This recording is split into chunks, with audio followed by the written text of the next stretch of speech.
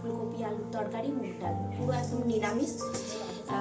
তো তোমরা অবশ্যই পুরো ভিডিওটা দেখতে থাকো। কমপ্লিট করা হয়নি, এই যে আমার ফগলি দাঁতি বেটি। আর জানেন আমিও রান্না করেছি, দেখেন। এই দেখো আমার বেটু আবার কি রান্না করছে। পালং শাকের ভর্তা। পালং শাকের ভর্তা? আমি জানি না পালং শাকের ভর্তা কেমন খেতে হয়। তো বেডরুমের অবস্থা কি? বেডরুমের অবস্থা ঠিক এইরকম করে রেখে দিয়েছে, কোনো পরিষ্কার পরিচ্ছন্ন করার নামগন্ধ নেই। এখানে ঠান্ডা আছে, কিন্তু কালকে পরশু বৃষ্টি হচ্ছিল, তো আজকে রোদ উঠেছে, তো ঠান্ডা আছে, বিরাট কিছু ঠান্ডা নয়। আমরা যখন জয়পুর গেছি ওখানে তো অসম্ভব ঠান্ডা, মানে নিচেতে পা রাখতে গেলেও অসুবিধা হচ্ছিল।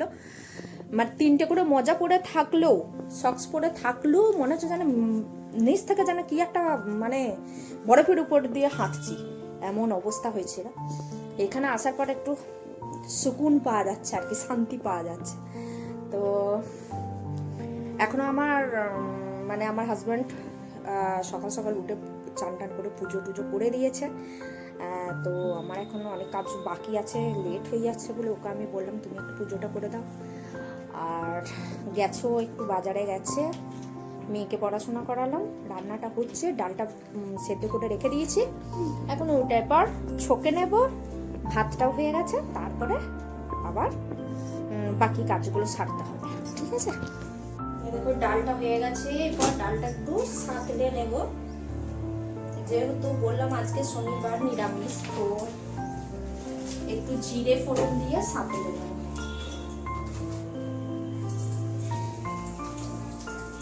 একটু জিরে দিয়ে দিলাম, সাথে একটু মরিচ দিয়ে দেবো, ব্যাস এটাই যথেষ্ট। বেশি ঝাল খেতে পারে না আমাদের বাড়িতে, ও বাবা খায়, কিন্তু আমার মেয়ের জন্য বেশি ঝাল করবো না। আর মুগ ডাল এমনি আমার ভীষণ ফেভারিট।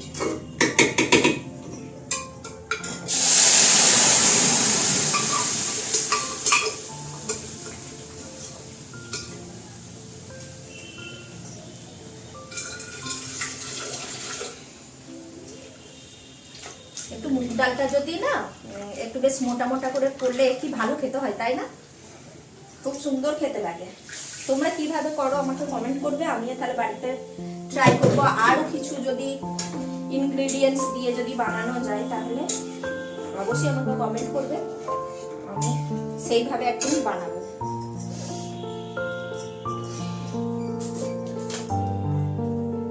একটু এদিকে এসো না বাবা, নিচে জলটা পড়ে আছে। মুগ ডাল একটু মিষ্টি মিষ্টি হলো তবেই ভালো লাগে, তো একটু ফুটে যাক, লাস্টে নামানোর আগে একটু মিষ্টি দিয়ে দেবো।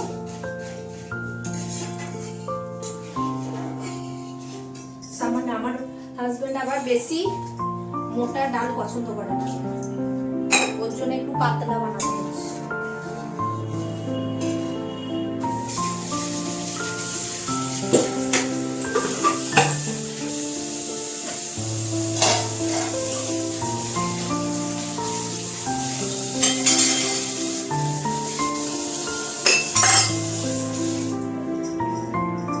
একটু ডালটা হয়ে যাক, এই জিনিসটাতে একটু মিশিয়ে দিই।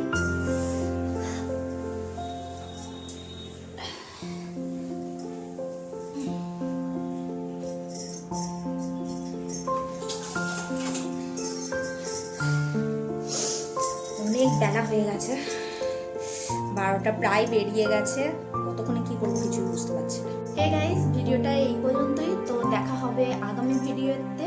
তো তার জন্য তোমরা অপেক্ষা করো, আর হ্যাঁ অবশ্যই আমাকে কমেন্ট করবে, আমার ভিডিওগুলো কেমন লাগছে অবশ্যই জানাবে।